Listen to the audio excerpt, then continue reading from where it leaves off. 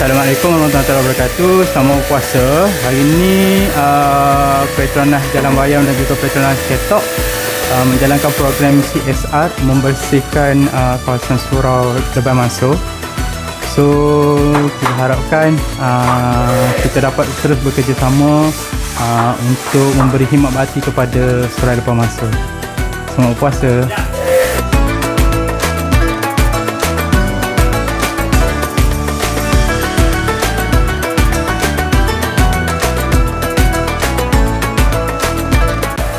Assalamualaikum warahmatullahi wabarakatuh.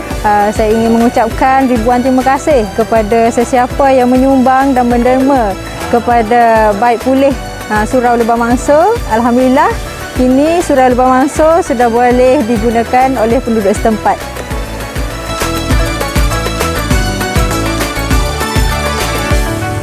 Alhamdulillah, kami semua telah selesai membuat program CSR membersihkan kawasan yang sepatutnya di surau Lebah Mansor.